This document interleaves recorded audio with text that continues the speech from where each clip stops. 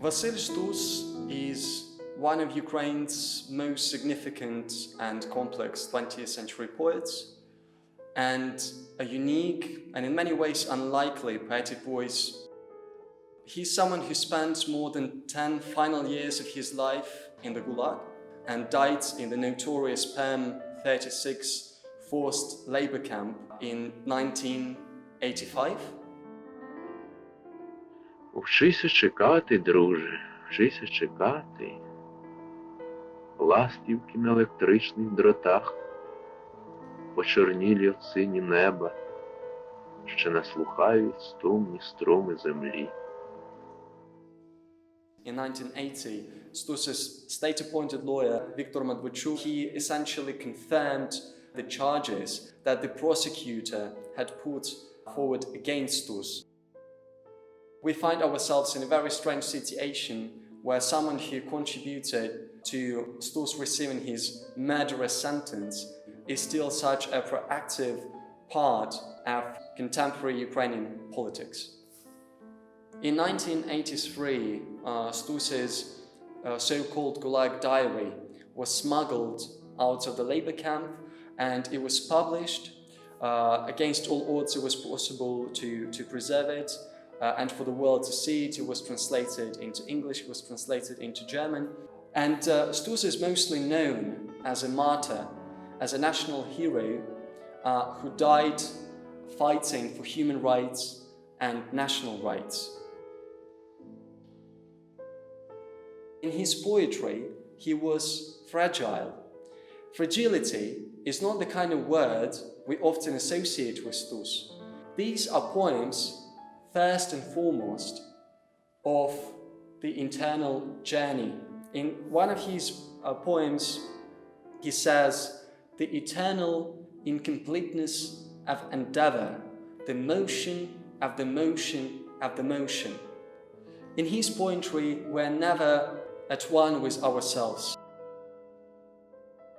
He seamlessly combines the everyday language, the Old Slavonic language, historicisms, dialecticisms,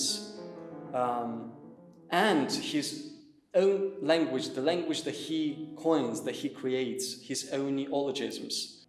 Just think of his words, "само собою наповнення," feeling oneself with oneself, this process, constant process of self-formation. Think of his word, "не до новонародження," not yet being born again. In one of his essays, T.S. Eliot wrote that the difference between art and the event is absolute. What he means by that is that the fact that someone was a victim of the Soviet Gulag system does not automatically make their works brilliant. There is an artistic level to poetry, beyond and above the actual experiences that the poet has. And it is especially the case in Stus's poetry, where Stus focused on his own self, on the dynamics of the self to such a radical degree that it essentially overcame the walls around him, the historical conditions that he was in.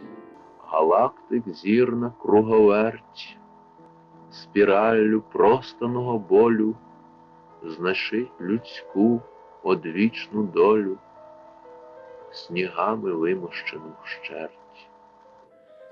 Most recently, during the Euromaidan revolution of 2013 and 14, Stus's image was next to the images of Ukraine's classic writers, Taras Shevchenko, Ivan Franko, Lesa Ukrainka.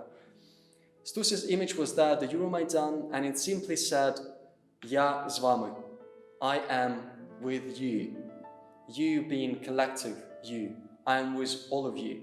So he had this prominent place at the Euromaidan, and he was part of this crucial, significant juncture of Ukrainian history.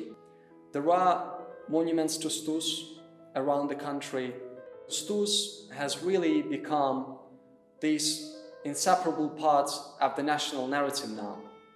For that reason is misunderstood and confined to his political struggle, but at the same time we should remember that there is so much to appreciate in his poetic works.